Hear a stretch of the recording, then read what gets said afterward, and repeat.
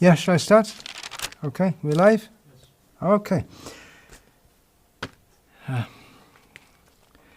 going to talk on a subject which isn't very relishable unless you take pleasure in the sufferings of others, which is just the opposite quality of a Vaishnava. I'll talk more later why I'm talking about this at all. It's the fall of Harikesa Swami, who was a huge figure, the biggest in ISKCON at the time probably. It's hard to say exactly.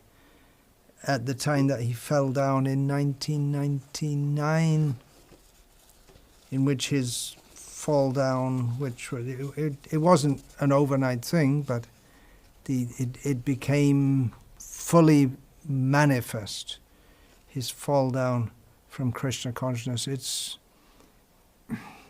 long enough after the event now to look back at it in a somewhat objective way, and it may stir nostalgia, anger. Definitely, I think everyone who's involved, regret will be there. But there are some things to be learned from that. I just came across a video on YouTube, where else, called A Few Glimpses into the Life of Harikesa Swami. And I decided to watch it, even though it's little more than an hour long, because I'm interested in ISKCON history, not just out of curiosity, but I want to learn the dynamics of this movement and what motivates people and where we've gone wrong and how we can improve things. I'm very deeply involved in ISKCON. I'm very concerned with it as a participant, and it's fascinating and it's essential, because if any movement is going to fully fulfill Chaitanya Mahaprabhu's prediction of chanting of Hare Krishna in every village, which hasn't fully happened yet, then it's got to be ISKCON. At least there's no sign of any movement coming even close to the potential of ISKCON. So watching that video brought back memories of an era which the end of it marked a watershed in the turbulent history of ISKCON. The film was made in 1998, just a year or so before the cataclysmic events of 1999. So Harikesa Swami, he's the central topic of this talk, although really the central topic of all our talks is Krishna, but he was doing such service for Krishna. So directly or indirectly we're going to be thinking about Krishna, because we're talking about him in relation to his service to Krishna. And it really was exceptional. That can't be denied unless you're extremely envious. He was a highly intelligent, expert manager. He was also, but not a manager only, but he was really what Prabhupada wanted. He wanted spiritual leaders, not just managers. He gave spiritual direction to others. He had been personal secretary of Srila Prabhupada, traveling with him. You can hear him in quite a few of the morning walk conversations with Srila Prabhupada. Srila Prabhupada used to heavily chastise him, which doesn't mean that he was wrong. Doesn't mean there was something intrinsically wrong with him. Usually the devotees who Srila Prabhupada strongly chastised were devotees who Srila Prabhupada trusted to be able to take that chastisement. And one reason he got chastised was because he often in the conversations, Harikesa would take the position of the devil's advocate. He was very intelligent, and he came up with all kinds of arguments that atheists would make, and Srila Prabhupada would cut him like anything. But also for on a personal level also, Prabhupada, as Harikesa himself related later, Prabhupada threw him out from his service. Why are you sitting here typing? Why are you rotting just typing for me?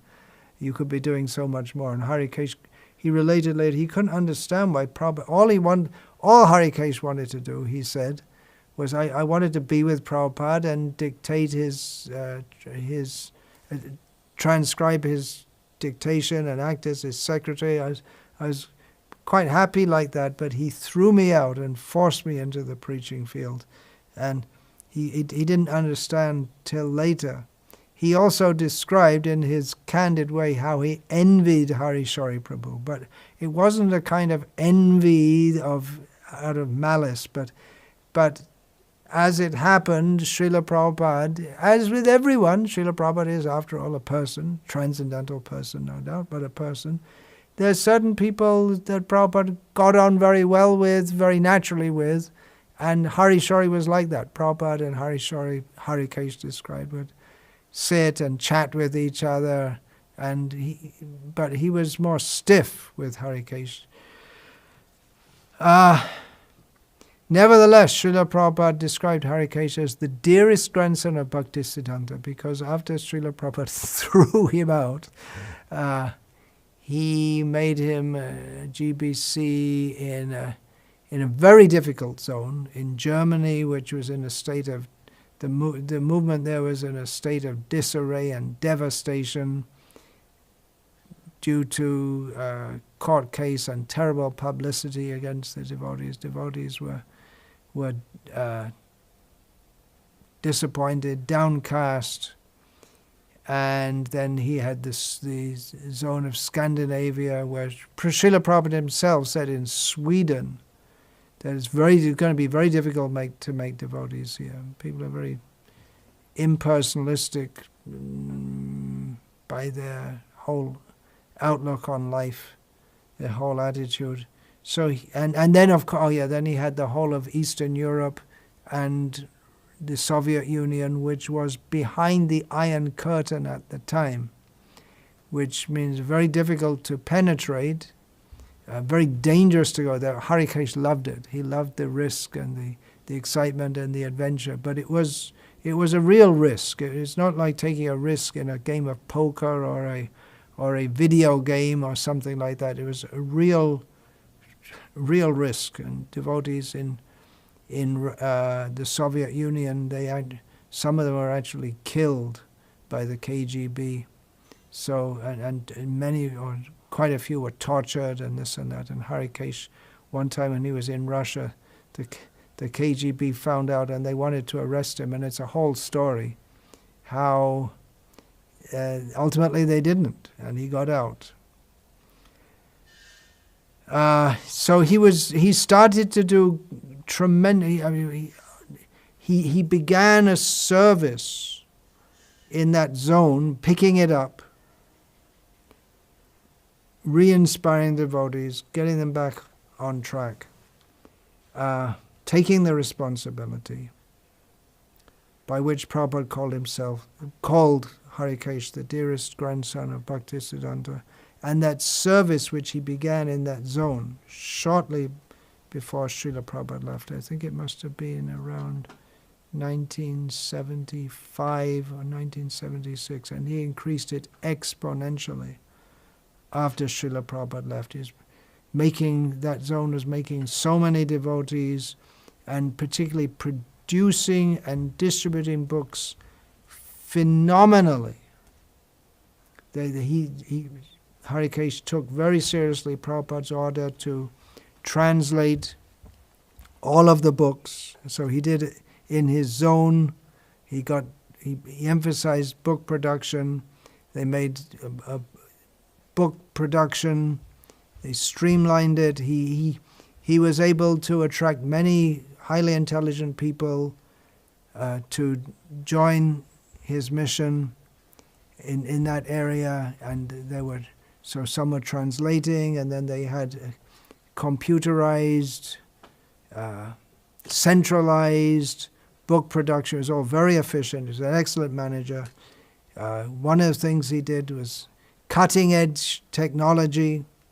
He had really brainy people who did all kinds of, had made technological innovations. If it had been running he could have been, the ability that he manifested, he could have been some Bill Gates or Steve Jobs or something like that.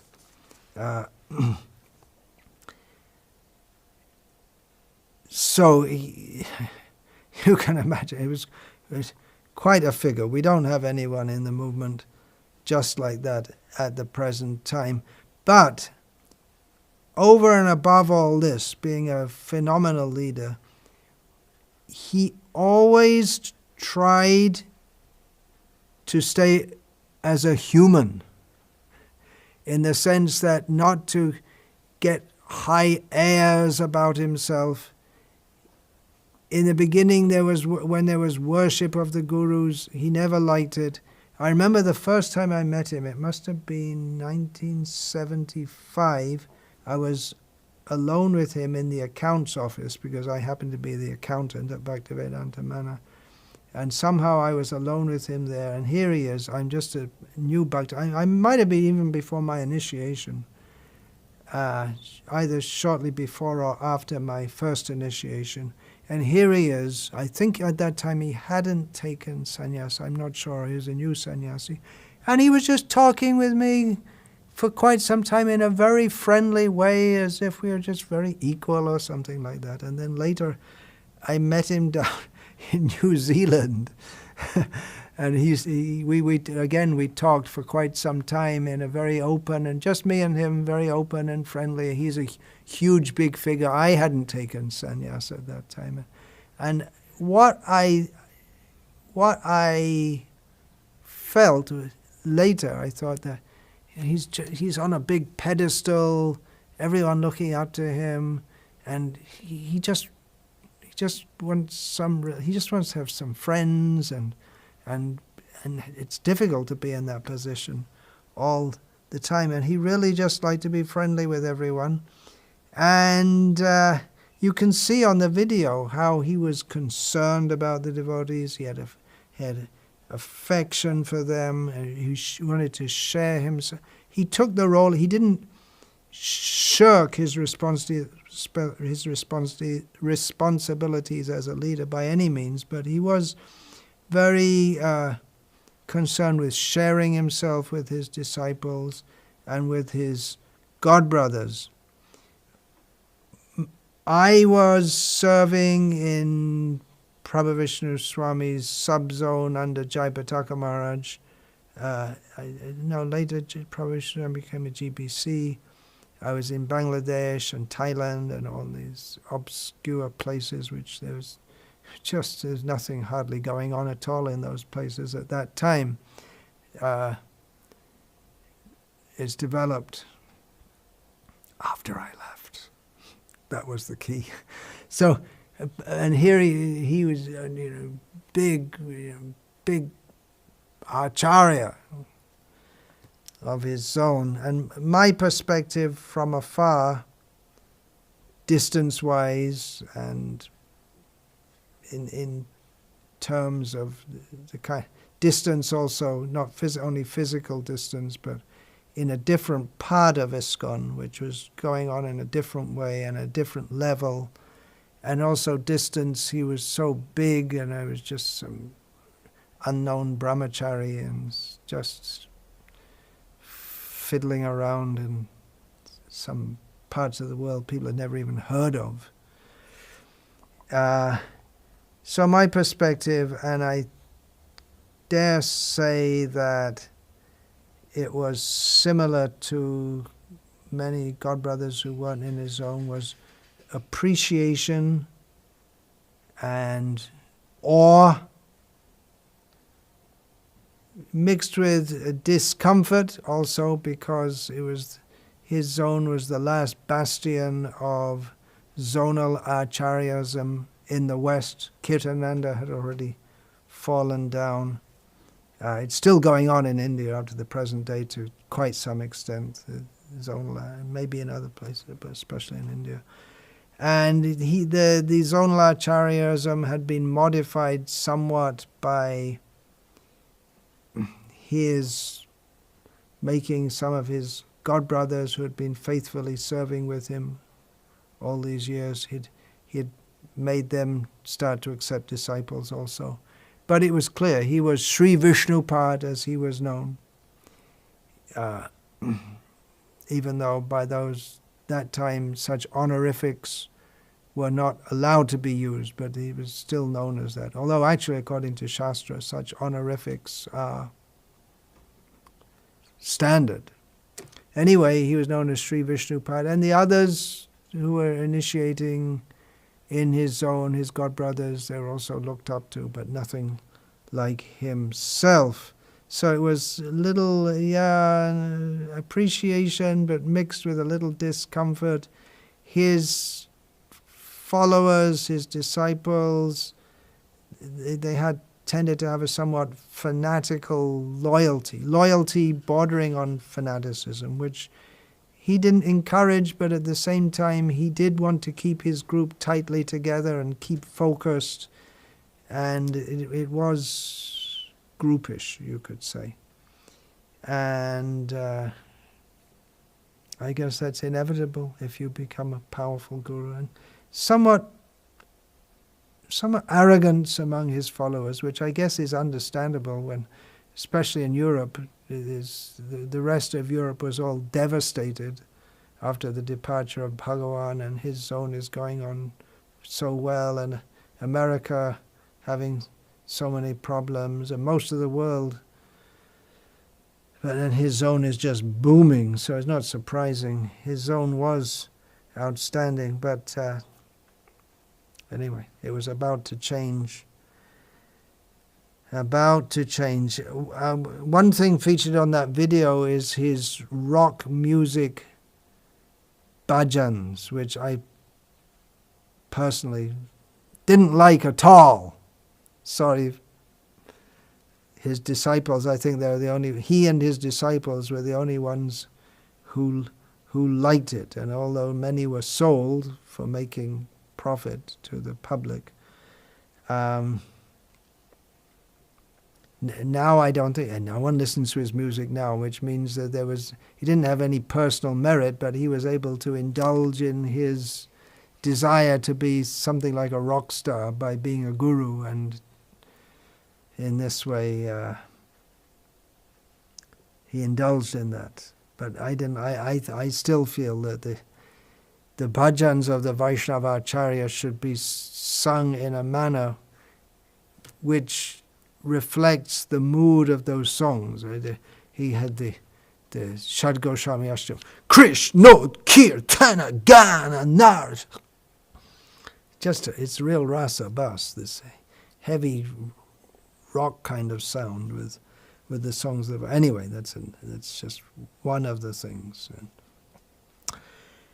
At that time, it must have been 1999, that the GBC made him chairman for 3 years, which was unprecedented. Srila Prabhupada had set up the system that the chairman should be there for 1 year and then change, rotating every 1 year. I thought this was very inauspicious because it was against Prabhupada's instruction. And I thought it was too much power for one, concentrated in one devotee. And it would be too much pressure. I was wondering if he can take it.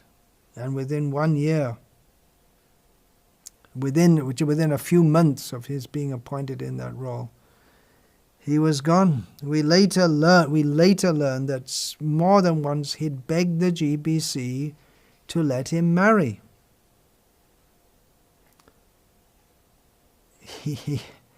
He was doing great, but it was with a great strain. He needed to marry. He knew it himself, but the GBC wouldn't let him. And there are many other weird things about him, which we got to hear about his fascination with UFOs, and he was a bit cranky, to say the least, and thinking the world was going to be invaded, and spending a lot of money on making nuclear shelters against huge amounts of money making nuclear shelters against the nuclear war, which didn't happen. And later, we heard from the disciples, well, why didn't you... The GBC and probably his godbrothers who were in his zone, they knew about all these things, or at least some of them. And the disciples later said, well, why didn't you tell us before? Why did you allow this to go on?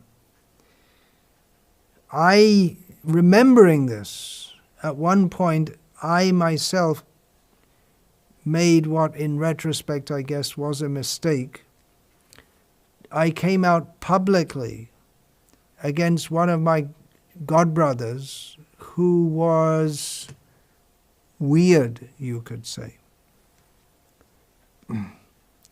writing all really strange things in his books and saying that he's getting knowledge from contact with a level of cosmic consciousness and knowledge from a previous life. In other words, special knowledge that he has special access to. And when he says knowledge, he's talking about completely speculative things like motherships coming from Mu, and he's publishing this in books. I did speak to this godbrother. He wasn't responding. Anyway, it's a whole history. But what I learned from that is that why didn't the GBC or anyone else tell anyone? Why did they allow it to go on when they knew that it looked very good, and in many ways it was very good? Huge numbers of books being produced, huge numbers of books being distributed. So the movement was powering ahead, especially in the communist countries, ex-communist countries, but it was all based on a weak basis, which was Harikesa Swami. He looked strong, but he wasn't. Why did they allow this? And in retrospect, with my experience of trying to, I thought, well, this is crazy. Why don't we just say something? And surely everyone will agree this is nonsense. But no. Some people, they get too big, and you can't say anything about them, and it won't be accepted, even if it should be obvious according to the philosophy of Krishna consciousness. You can't say it. It won't be accepted. And it's going on to the present day. There are things which,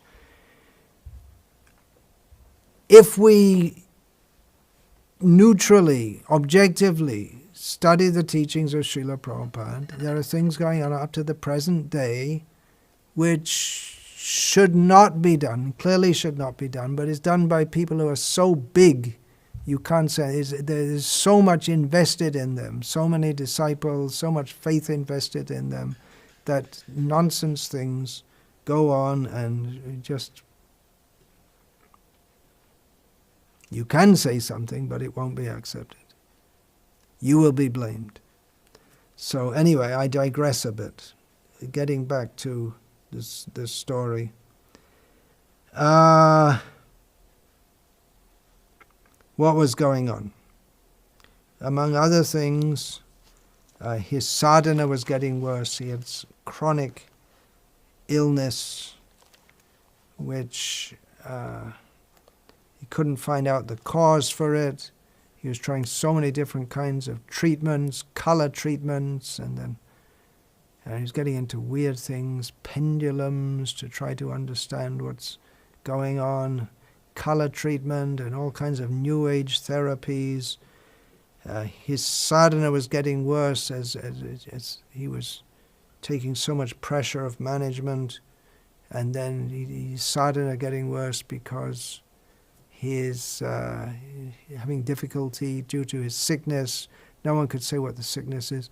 It was probably just all the stress and the strain of he was a workaholic, the stress and the strain, and then the dichotomy within himself. On the one hand, he wanted to be a devotee. On the other hand, he was beginning to get doubts, and he had so many repressed material desires. One thing he got into, which was clearly nonsense, at least I and quite a few others at the time understood, was clearly nonsense, was that there was some disciple of Jayapataka Maharaj from Orisha who claimed to catch ghosts in little pots. And he said that he removed ghosts from peoples and from properties, and he would tell people, you have 3 ghosts in you, you have a ghost in you. And so many devotees thought, oh, I have all these bad desires in me. Maybe it's a ghost. Maybe I'll have this devotee, or whatever you want to call him, I'll have him remove my ghost. So Harikesa was really into this. He thought, great, we have so many problems, it's all the ghosts. So they brought him over and spent huge amounts of money, because they had lots of money, making lots of money. They gave huge amounts of money to Mayapur. He got involved in Mayapur also. That was he funded, a lot of money went into Mayapur. He got the book distribution going in Mayapur on a big scale, which has been going on ever since, so that's to his credit. So on the one hand, he was doing good things. On the other hand, he had this ghost, we used to call it ghost busting, nonsense. And people were becoming ghost conscious instead of Krishna conscious. And then there was, throughout his zone, he had all these tantric yagyas going on by this supposed ghost catcher. One thing this ghost catcher did was he gave Harikesa some medicine, which we call vibhuti, some kind of tantric medicine or something, supposed to be. Because he'd tried so many kinds of treatments and he couldn't find out what was wrong with him. Headache, backache, this, that, and the other. Weakness.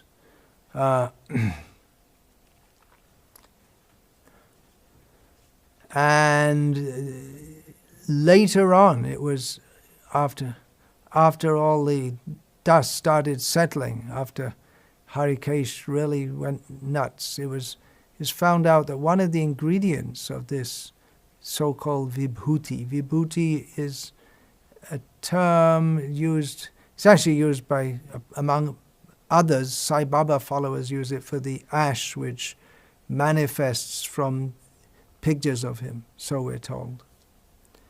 So one of the ingredients of this vibhuti was a highly powerful psychotropic drug which is used for the treatment of persons with mental disorders of the kind that Harikesa was exhibiting. And so that was a great mystery, how this ghost buster could know that he had could analyze such a disease and know which kind of medicine to give. Allopathic medicine, there's nothing to do with traditional Indian tantrism or any such thing. He didn't tell Harikesa he was giving him some heavy psychotropic drug.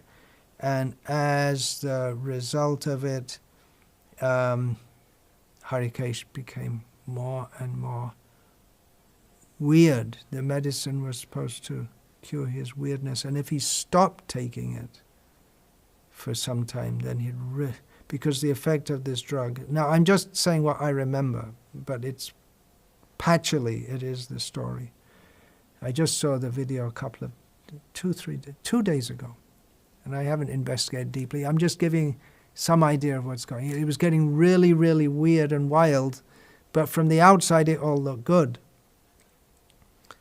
So if the effect of this drug is if you suddenly stop taking it, you become, it can help to suppress certain symptoms. I don't know, psychotropic means you get all kinds of weird ideas and hallucinations. But anyway, if you stop taking it, then you really go nuts. So some other major things to be said is that Harikesa had disciples in Russia who were, some of them were getting involved in the stock market and shares or something like that. Big money, big money they were making. He was getting big money from some businesses they were doing, and mixed up with the mafia or something. I don't know exactly, but at one point he invested a huge amount of money, some millions of dollars. This is how we've heard the story. And it was gone. And that was the breaking point for him. Other things going on, he was taking treatment from a New Age healer, a woman who he wanted to marry. She didn't want to marry him. At one point, among other weird things, he declared himself to be Skanda, the god of war. Then it just, after he lost all the money, then that was it. He snapped. Devotees had entrusted him with money from business. He invested. I don't know who advised him to do it, and as often happens in this speculative stock, whatever it is, I don't exactly, but it was gone. And he was gone. Then the madness became more and more apparent. Exactly the details I don't remember. It was a very confused time.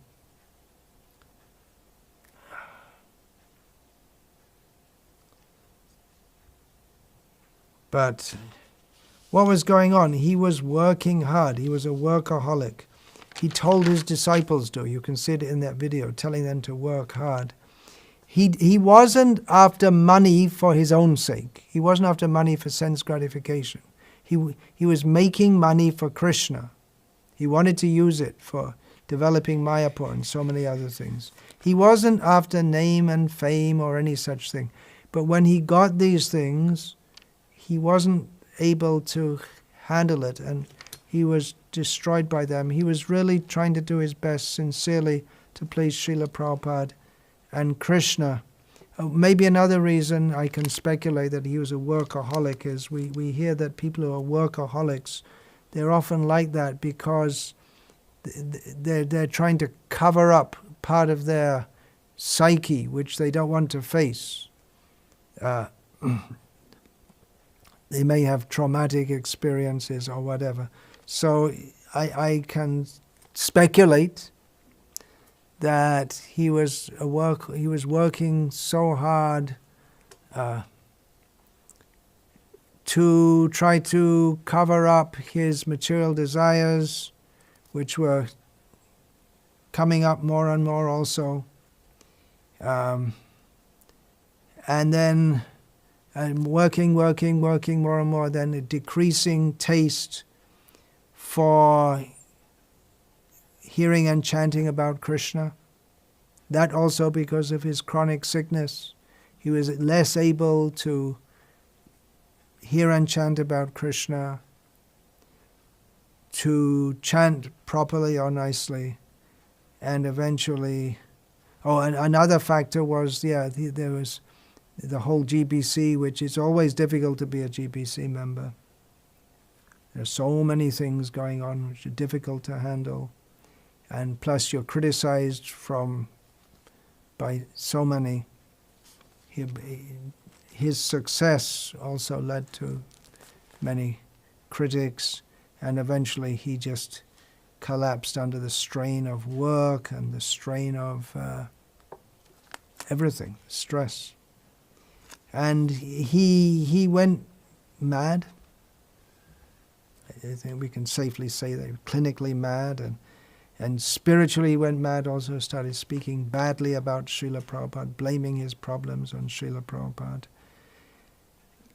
Again, I can speculate that he lost faith in Krishna consciousness. I can speculate he didn't he couldn't work it out, how he had tried so hard, but he hadn't. Still, he was collapsing. He tried so hard to serve Srila Prabhupada's mission, but he was going down spiritually.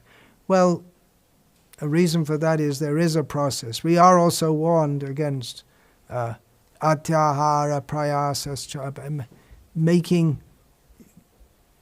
making too much endeavor, more than we can handle. So we are warned that whatever happens, you have to keep steady in your sadhana.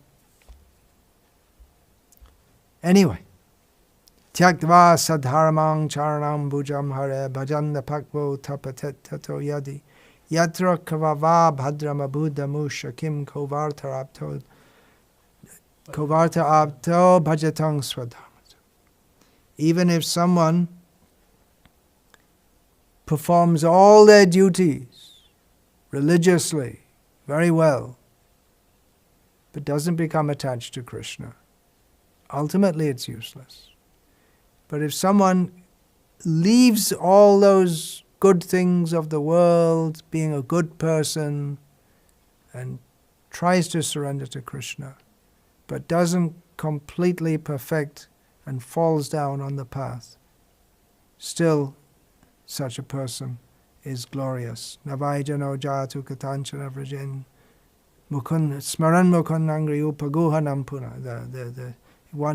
A devotee may fall down, but he's never lost to Krishna. But the result, ironically, you'll find in that video him giving a talk to devotees who are all very attentively and faithfully listening to him. Don't fall down, he's saying. Don't go away. Ironic, huh? Just a short time after that, he fell away, and then just almost overnight his whole zone fell apart. Most of the devotees blooped. They left Krishna consciousness quickly. I mean, devotees do go away. There is a turnover rate. But many, I suppose their whole Krishna consciousness was completely centered on him, focused on him, with faith in him. And when he went away, they went away. Some stayed on the properties, but took over the properties. They became the legal owners of them, so I'm told. Russia became a very big problem for the ISKCON management after Harikesha's going away, because the Russian disciples, despite Harikesha's going away from Krishna consciousness, the leading disciples there, most of them, they really didn't have much idea of Krishna consciousness. One of them says in the video that we didn't have books. We had the Hare Krishna mantra, and we had Harikesha's songs, his rock music, and that was the basis. They hardly had any books, and so that was the basis of their Krishna consciousness, which is not on a very strong basis. So they remained fanatically attached to him, and the huge property they had in St. Petersburg that remained with them. And actually it's only because Bhakti Goswami, who was Vaidyanath Das at the time, he was leading devotee in Russia there at the time, because he had the good sense, because he actually studied philosophy, he was translating books. He didn't go along with Harikesha. If he had gone with the other group, then we don't know what the fate of the movement in Russia would be. It would have been totally lost at the time. Another interesting thing from that video is Brahmananda Puri, who is, I think that was his name, a big figure of ISKCON Russia at the time, Harikesh followers, saying how Harikesh, when one time he came to Russia, I guess it was Moscow. Yeah, it was Moscow. And at night, after he came back from the program, and said, I'd like to take hot milk now, can you bring it now? And they were all disorganized, and they hadn't any milk for him, so they went out to try to find some milk. But the situation in Moscow at the time was that if you wanted milk, you had to buy it in the morning, and there was no milk available in the evening. They went door to door asking people if they had milk, and they didn't, so they went out and they were trying to get milk. They couldn't find milk anywhere. They came to some hotel. They thought it might be in there, and the people seeing them in dhotis. This was after Glasnost, must be. They could go around as devotees, dressed in dhotis. They treated them very rudely. But one man in the hotel said, "Do you want milk? Moloko." Russian word for milk, moloko. "Do you want milk? Yeah? Okay, I have some milk. You come to my room in the hotel. I'll give you." And he gave them a bottle of milk. And he told them, "I bought this milk this morning and put it in the fridge in my room. I don't know why I bought it. Since I was 1 year old, I never drank milk in my life. But when I woke up this morning, something urged me, buy milk, buy milk. And I couldn't understand why. And all day I was thinking, why? Why did I buy this milk? What am I going to do with it?" And I left it in the fridge. And now that I understand that you religious people have come and you want milk, it must be some inspiration from God. So these things happened and do happen to people who dedicate their lives to Krishna. And in other faiths also, these kind of miracles happen. And although the scientists may ignore it, miracles will happen. It's a small thing, getting some milk, but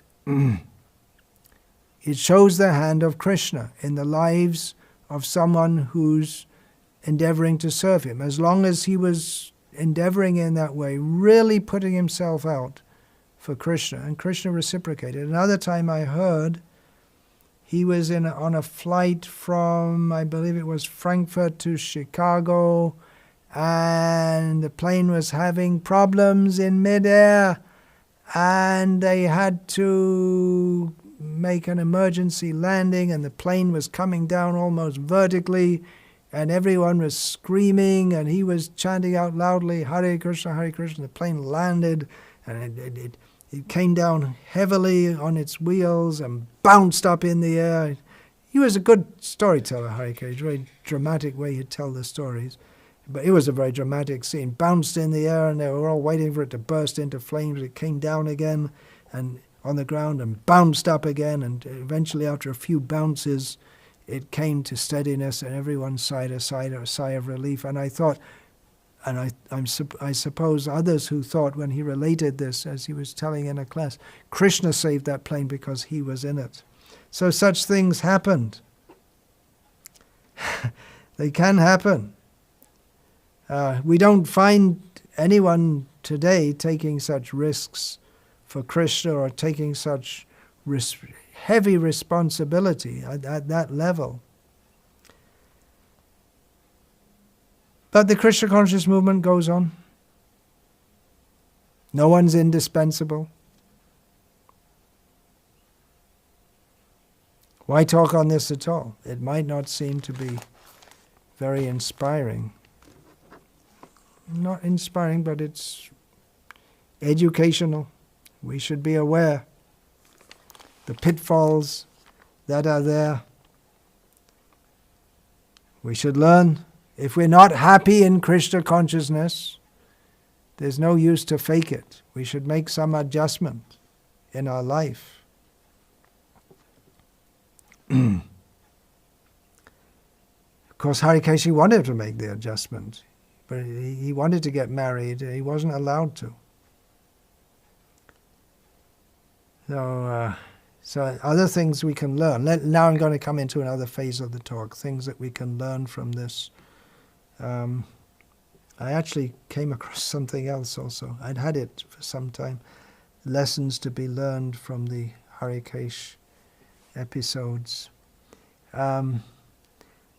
Hoping for problems to go away doesn't always work. That was true for Harikesa, personally, individually.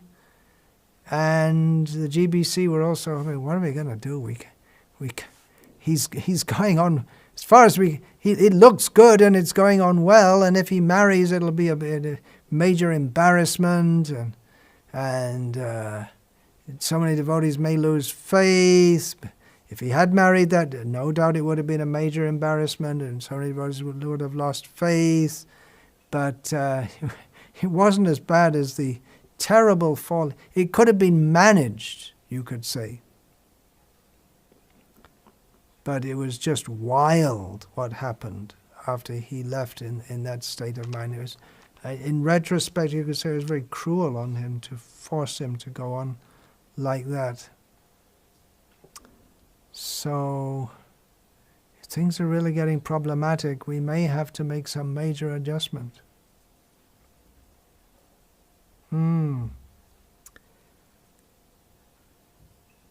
Other things to learn. Faith is very powerful. The faith in him. The devotees, they worked so hard. They gave themselves. They took tremendous risks. Some of them died in Russia, as I'd mentioned, with their faith in Krishna consciousness, which was focused on him, on what he wanted to be. He wanted to be the servant of Prabhupada and do his duty to help others to follow that path. Unfortunately, their faith, although it was very powerful and contagious, it wasn't on a very solid basis. Many lessons to be learned from this.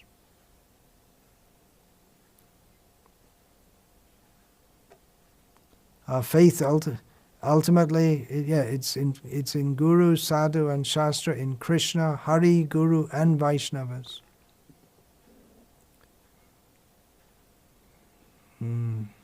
Since the inception of this movement by Chaitanya Mahaprabhu, there have been gurus going away. Probably not to the extent that we have seen in ISKCON, but it's been there. It's discussed in Krishna Bhajan Amrit by Narahari Sharka. So we can, one of the associates of Chaitanya Mahaprabhu, so we can understand it's been going on and it is going on. So we should have full faith in Guru, but it should be with some qualification also, that he should be a Guru. Do what he's supposed to do. I would say if someone's so sick and this and that they're not able to do their sadhana, then the disciples and others should make some adjustment and relieve of the work duties so they can do their sadhana nicely. If they're so sick that they can't do sadhana properly, then they shouldn't pile any more stress on them. If they're going to be a spiritual leader, then first they have to get strength daily from sadhana. An obvious thing to learn from this, but the only thing we learn from history is that we never learn anything from history. Well, which I'm relating this so we can try and learn some things. Obvious thing, we should never think that we're too advanced to fall into Maya. Srila Prabhupada himself said that I pray daily to Krishna that I not fall into Maya. Be careful, be careful. Kshurasya dhara nishita duratyaya durgang patas tat kavayo vadanti. Spiritual life is like a razor's edge. It's a difficult path, say the wise. Be careful. Be careful what we let our mind go toward, what we let our mind contemplate. Actually, even that horrible rock music he did, that in itself, that's a sign that something's not quite right. Why should we be attracted to such horrible music? It's the music style of the demons, actually, very aggressive, in the lower modes of nature. Something wrong there. We may try to dovetail it in Krishna's service, but Intrinsically, it's not uplifting. Yeah, that I was saying about sadhana. We work, yeah, but not at the expense of our sadhana. Don't become so involved in management and headaches and solving problems. I am the problem solver. Imagining ourselves as a great hero, hanging on to management until the last moment of death. Sadhana should come first. Otherwise, we're not even going to remember why we're doing what we're doing, and then we'll do it for other reasons. Sannyas, oh, that's a big question. Who should take sannyas? It's hard to say. Prabhupada gave Harikesa sannyas. He gave sannyas to so many young men. That's called what is it called? Battle. I can't remember the word. Battle appointment, something like that, in which in the battlefield if the general is and the senior officers are killed, but the army's still ready to battlefield commission, then one of the officers may say, "Hey, you, Private so and so, now you're a lieutenant general." He promotes him on the spot because we need someone to do the job. He may not be fully qualified, but he's enthusiastic and he's dedicated, and he has some idea of what he's doing. So in the same way, battlefield commission, Prabhupada gave young men sannyas who may not have been fit for it. There's no need to repeat that at the present time. The lizard agrees, maybe he was a fallen sannyas, we don't know. Sannyasis, obvious, it should be obvious, but somehow or other, it's when the message is not. Especially devotees in India, at least people can understand. Sannyasis don't associate with women. They don't get this New Age healer woman was massaging Harikesa. Sannyasi is crazy. At least in India, up to the present day, India may be fallen in so many ways and materialistic. People can understand women, sannyasis. they may have women disciples. They may be like a father figure to their women disciples. There has to be distance. Don't come very close. Alone with women, not allowed. Don't do that. Don't be stupid. Tantricism, this should be obvious. Keep a long way from Tantricism, anything to do with ghosts and all. They just forget it all. Chant Hare Krishna. You could maybe wear a Nrsimha Kavacha or something like that also. But Vaishnava solutions, if we're going to look for solutions in the material world, just like people go to astrology and the astrologer tells them, worship this demigod. Vaishnavas don't do that. We can worship different forms of Vishnu from whom those demigods take power, just like we say about Ganesh. Yat pada pallava yugang vinithaya kumbha danve pranama sagan danve pranama samaye saganadi rajaha vignan vihanta malamazya jagatrayasya govindamadi purusham tamaham bhajami. I worship Nrsimhadev by holding on his head the lotus feet of Nrsimhadev. Ganesh gets the power to destroy the obstacles in the material world. So Vaishnavas, pure. That is stated, one should begin the worship of Ganesh. We have in Vaishnava temples Ganesh. But if we have particular obstacles in our life, we may worship Nrsimhadev for a specific purpose. Vamanadev for health, and there are so many. You have to see an astrologer to know these things. And as far as all these New Age cures, they're very. We don't know.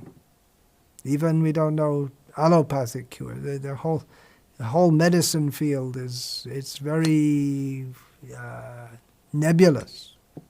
We don't know who can say exactly. Ayurveda should be the safest.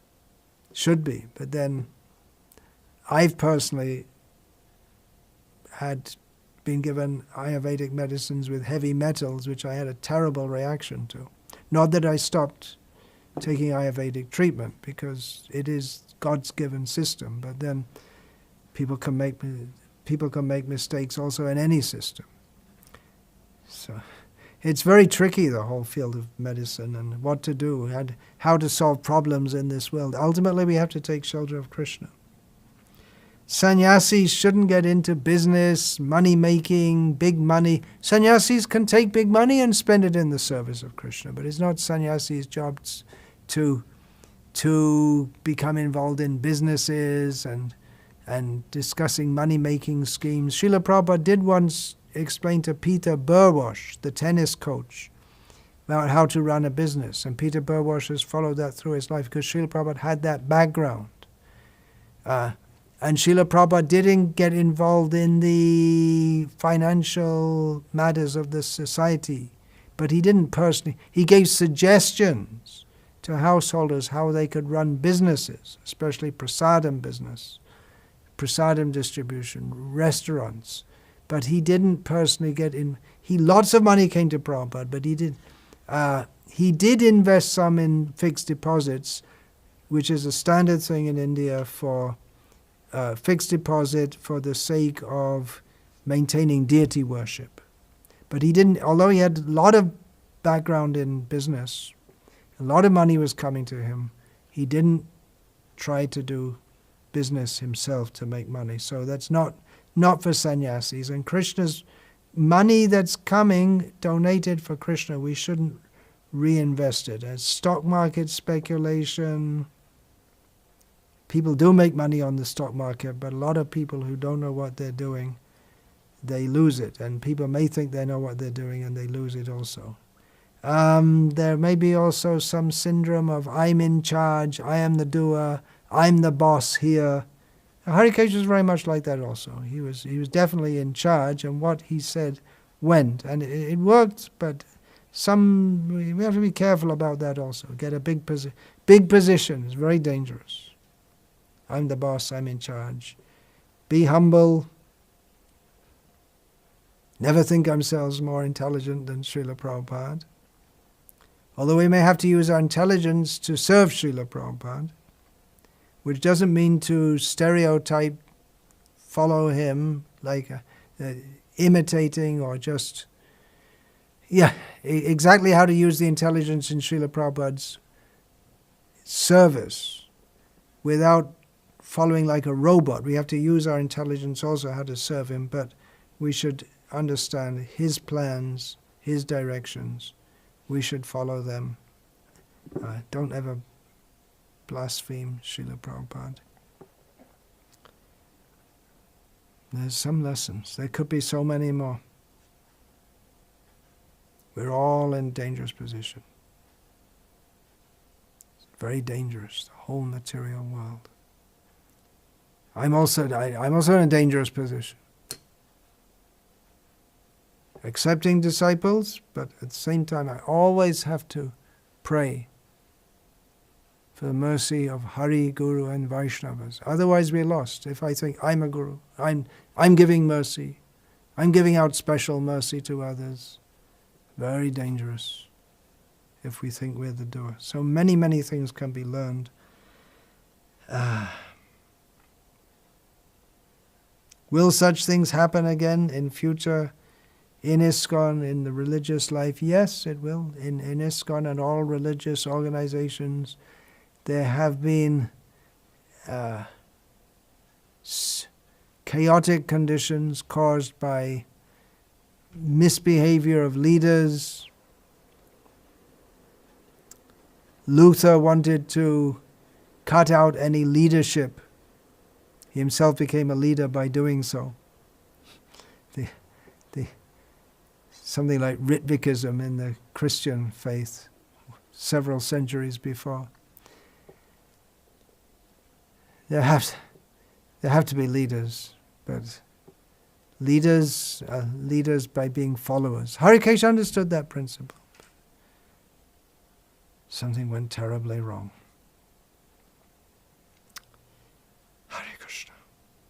Vancha kalpatarubhascha kripa sindhubhyo Patitanam pavanebhyo Vaishnavebhyo namo namaha. Dante nitaya churnakang padayoni patya kritvaja kakushatam. Etadaham bravime. Hey sadhava sakala eva vihaya durad goranga chandra charne kuratana raga. Parivadata jano yatatata va nanu mukharo na vayam vicharayamaha. Hari rasa madira madati mata bhuvi vilutama nartama nirvishama. Hare Krishna, Krishna Krishna.